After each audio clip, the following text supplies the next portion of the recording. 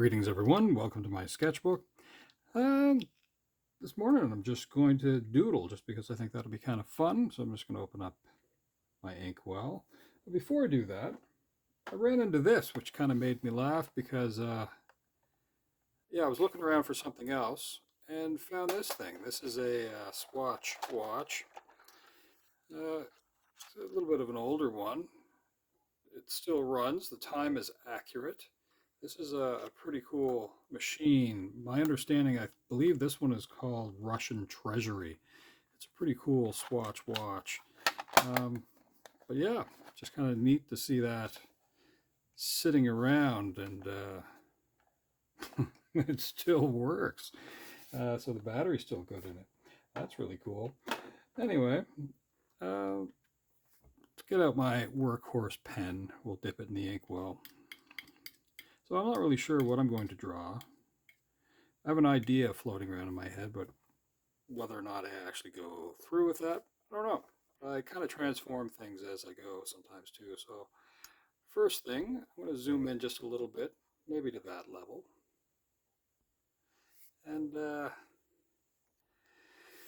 maybe, just maybe, I'm going to kind of lightly work something here, and then from there, I don't know, see what happens. So I kind of want the head like that, maybe there. And maybe we'll have the shoulders sitting kind of high. Like we're trying to figure something out, maybe. Maybe looking off to one side.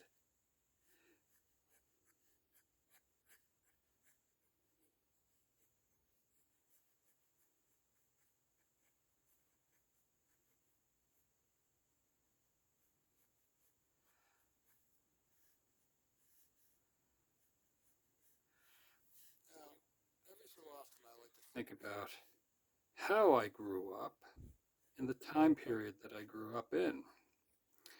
It's kind of funny when I look back like that and I think, well, what did I truly think the future was going to be like? What do I think uh, I should expect in a time period in the future?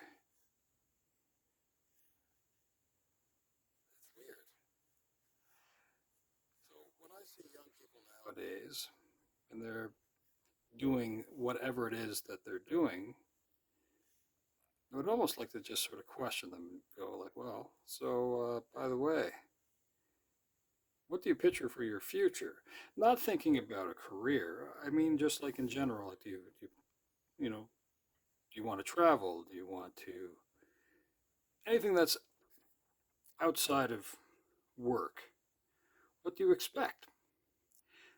Now that's a strange thing to think about because for so many of us on this planet, we trade our time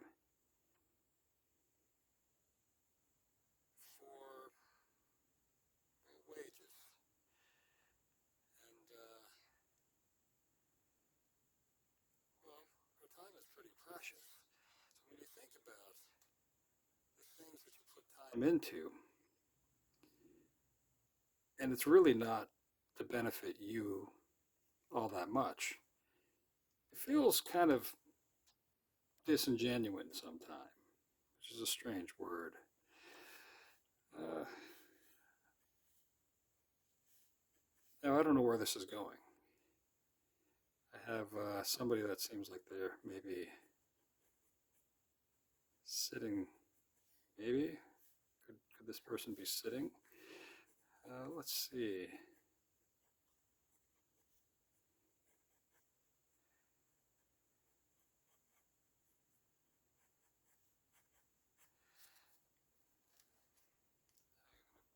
Move this up just a little bit. Sit a little bit higher, let's say.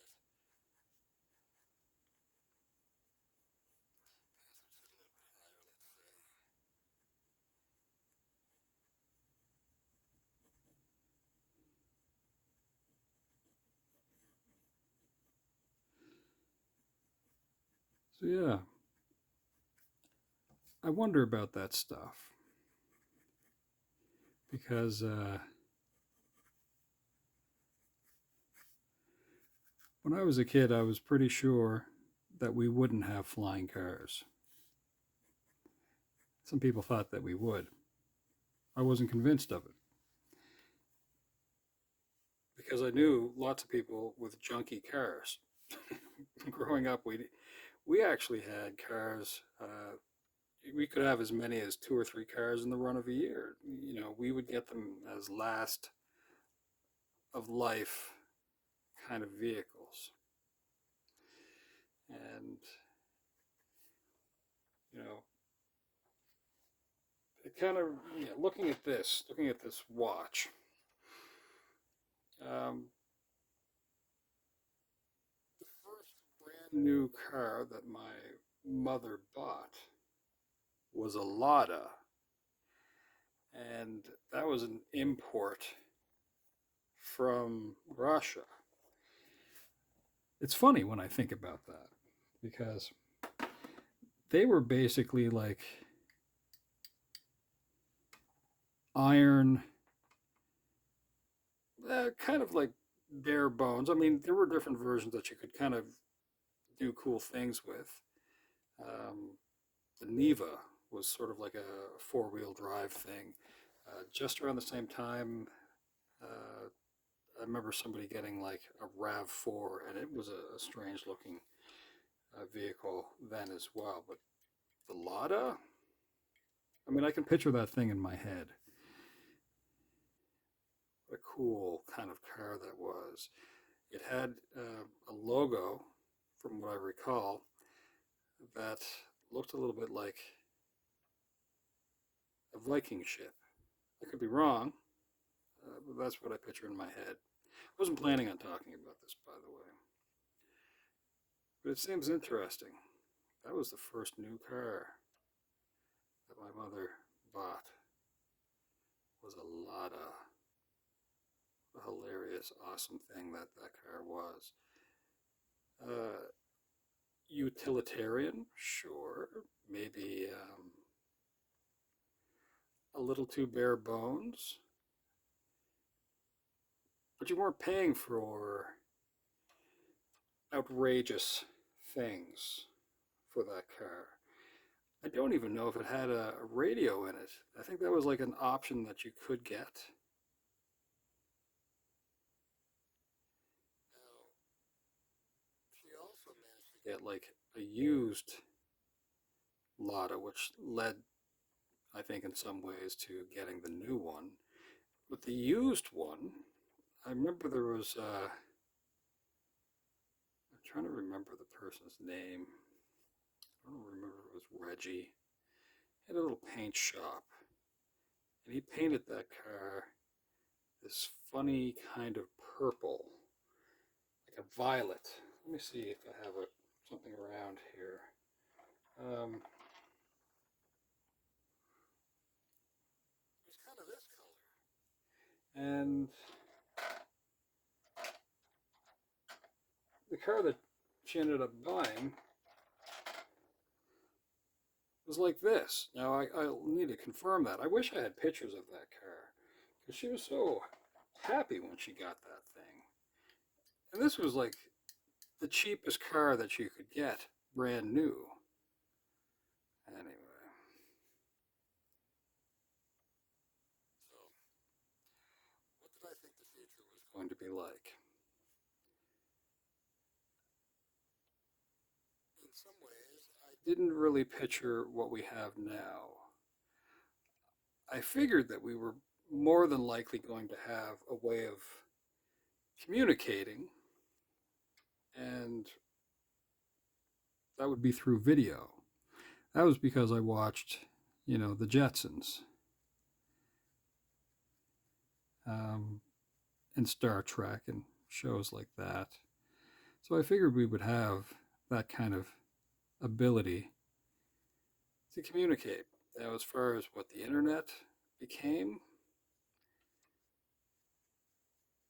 I didn't really picture that.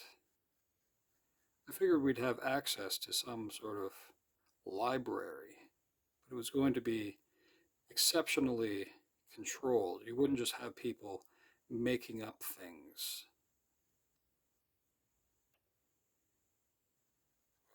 That's what we have nowadays. Just people making up stuff.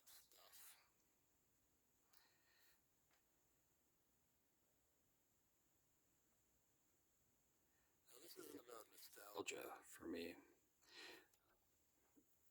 It's more about recall and why I think that's important.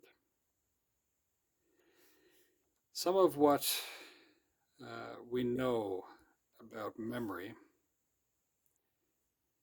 is rhetorical.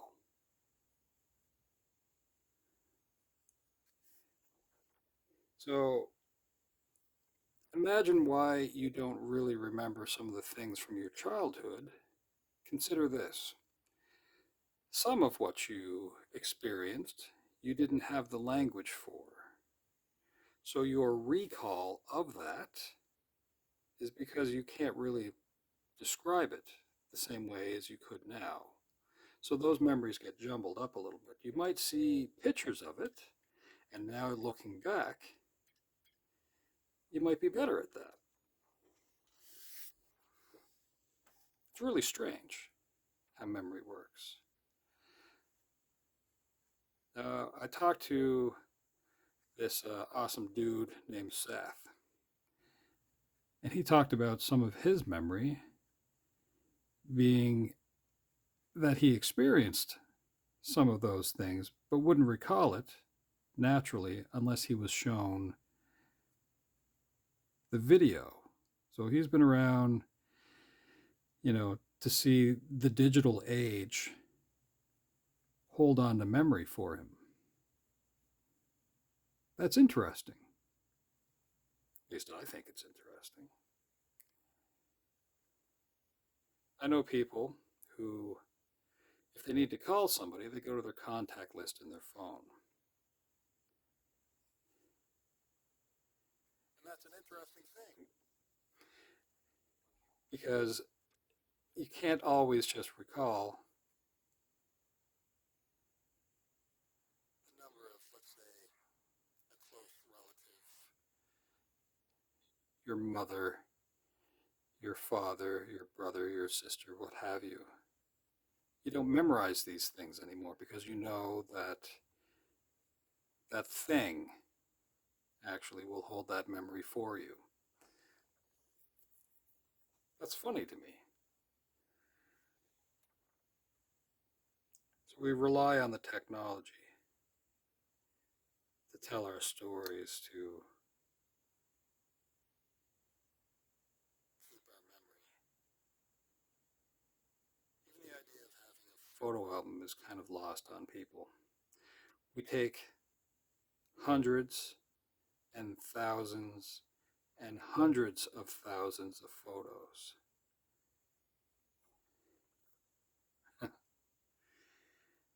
And we can put them in little albums, as we might call them on our phones, but we don't really have them for display's sake.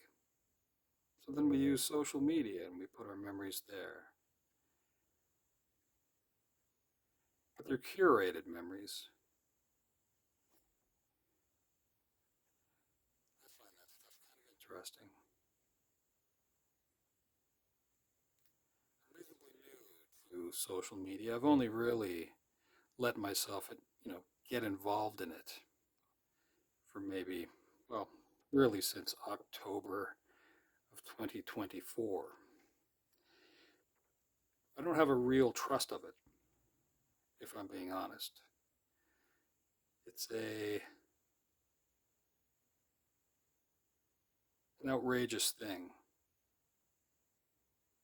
social media. You can be surrounded by experts, and you can be surrounded by quick researching experts too. People that have no real working knowledge of something and very quickly look up something and say, well, you're wrong about this, or here's the right way. Now, there was a point when many of us, if we weren't feeling well or, you know, curious about the pain we're in, we would go to a doctor. And that doctor had a knowledge base, an educated guess. And we would go to that doctor. The doctor would say, well, empirically, how do you think that you've come to this pain that you're feeling? And you'd work through different scenarios or whatnot, and then you'd be, well, here's some antibiotics, or here's this prescription, or whatever. And then let me know how you're doing. Because they would have case studies, lots and lots and lots of case studies. So that's what we needed doctors for. We needed that educated guess. Hmm.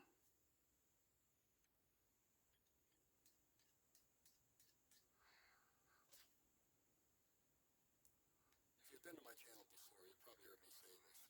One of my favorite things to say if someone asks me about something is I don't recall or I don't know. That's the opportunity to find out something. That's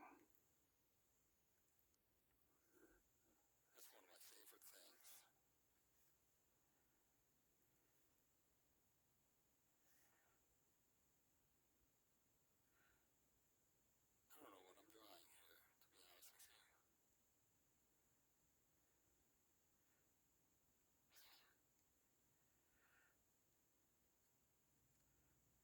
you. Going back to the artsiness of my mother, I can recall many a time seeing her sit down with a corded phone, you know, that strange coil of the wire that would go from the base of the phone to the handset.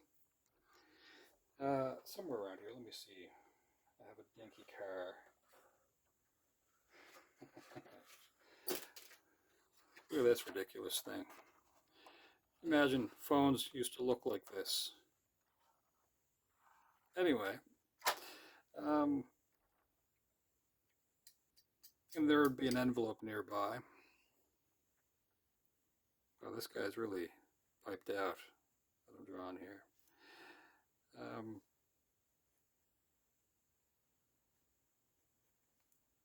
yes, I can recall seeing my mother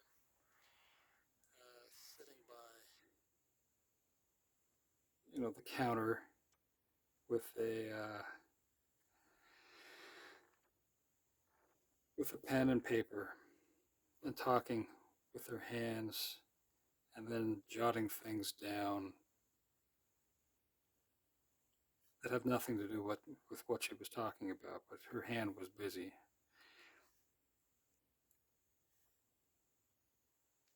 It's kind of funny, I think.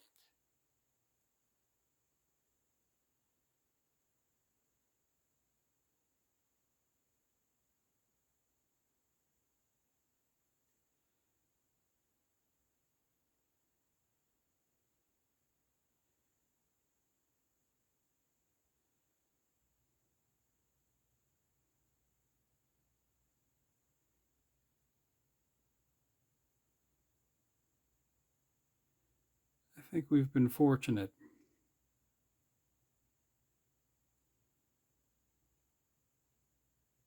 looking back and being able to recall this stuff. Not having it recorded somewhere is almost unfortunate.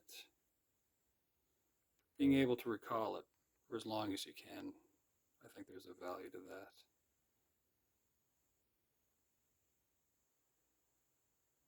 But memories get lost.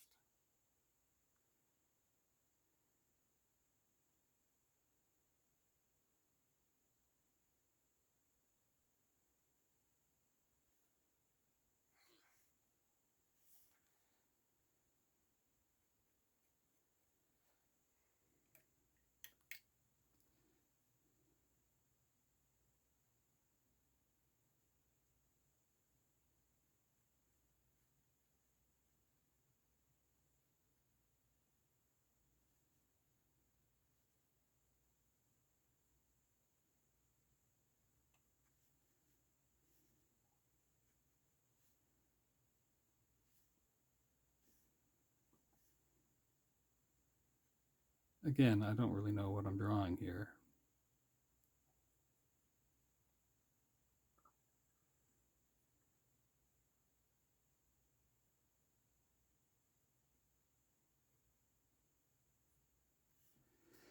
But it appears to be somebody holding on to some sort of device.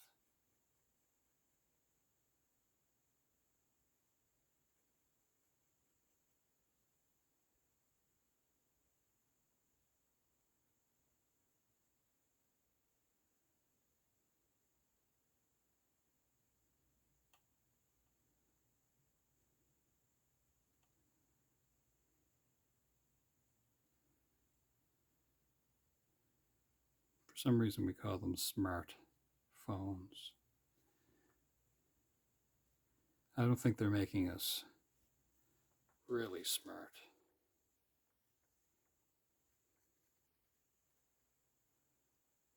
could be wrong. I don't know.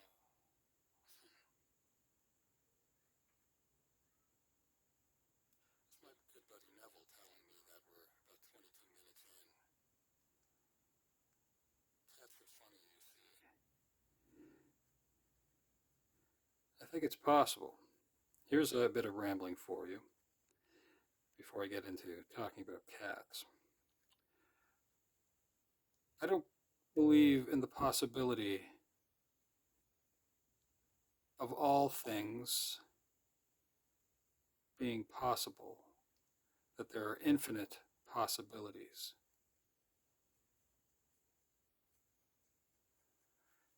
I like to call that cancellation theory.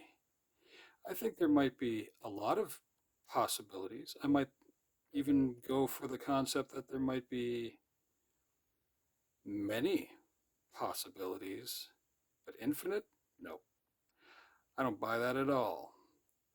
Imagine, if you will, that sounds like something from the Twilight Zone, but imagine, if you will, that one of those possibilities is that every reality is known by every reality. That would be one of the possibilities, would it not?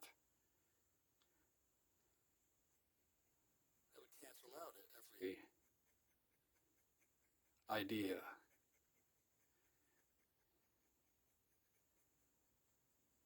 So there would have to be rules for this. It's sort of like if you run into that magic lantern or lamp, you can't wish for more wishes. Like, imagine if there was a reality where all the stuff that we watch, let's say like the Marvel movies or whatever TV show, imagine that those TV shows or movies were actually a reality unto themselves. Like, the Avengers are actually real. And what we watch is just, well, some version of that. Well, that's ridiculous. Anyway, so infinite possibilities? No, don't buy it at all. I don't see how that's even possible.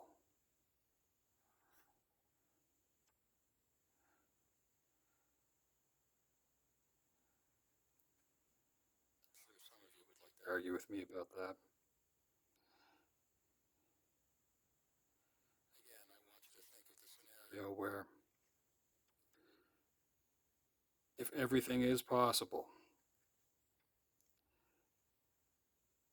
that there is one reality where there's no such thing as infinite realities. That would have to be a possibility as well. And maybe that's the reality that we live in. Again, infinite, no. We don't really grasp that sort of thing.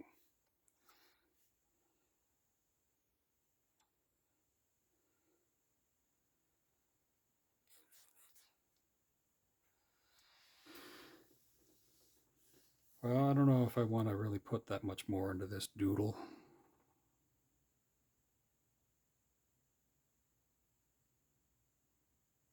There's some cool looking glasses, though. In my everyday life, I only will wear sunglasses. I don't have a need for glasses.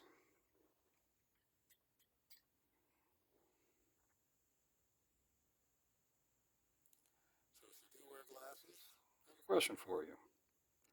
Is it because of eye fatigue? Is there an issue with your lenses?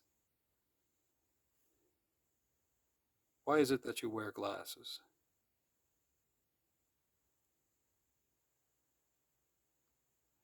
Degradation and of uh, let's say the muscles. Is it cones and rods in your eyes that are not working properly? What is it that causes you to need corrective lenses? Do you have the ability to get, well, let's say, lasers to correct your vision?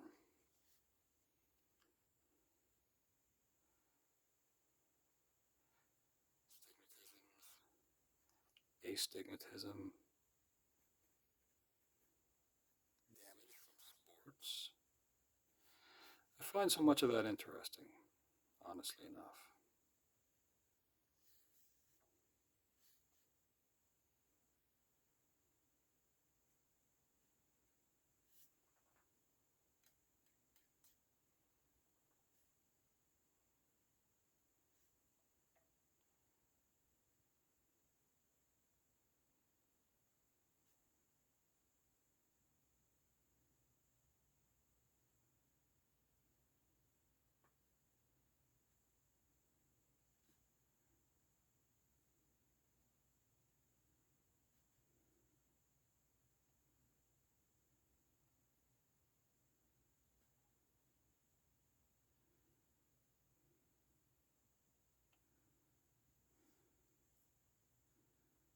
Hmm.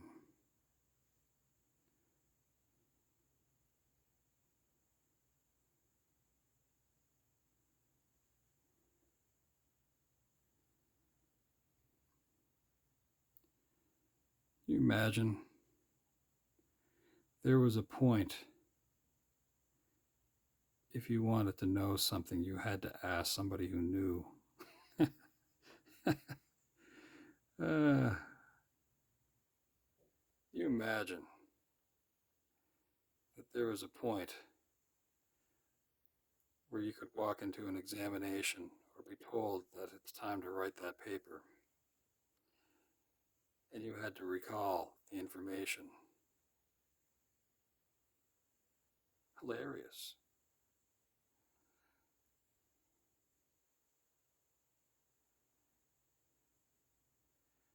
The ability to do that, I hope, is never lost.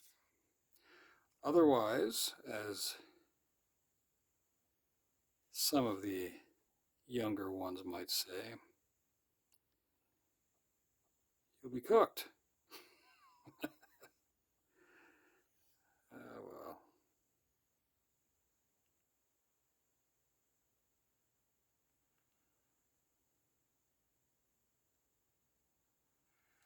Well, folks, I hope you have a wonderful day. Thanks for hanging out. I kind of have an idea for what I'm going to draw for tomorrow, because tomorrow is the opening day, I guess, um,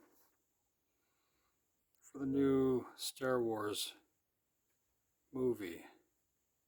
That should be interesting. So I'm going to ramble on about that and see if, yeah, I'll just draw a picture or something related to it or something. So that could be kind of fun. And so I invite you to come back and hang out for a few minutes, and we'll try not to drag on too much stuff.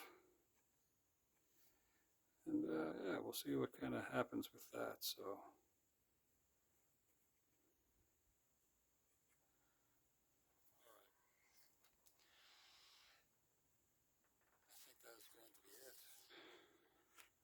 Yeah, this is a weird thing. As I said, you imagine phones used to look like this, and this only now exists as a toy for, I don't know, nostalgia's sake. All right, well, have a wonderful day. We'll see you again. Ciao for now.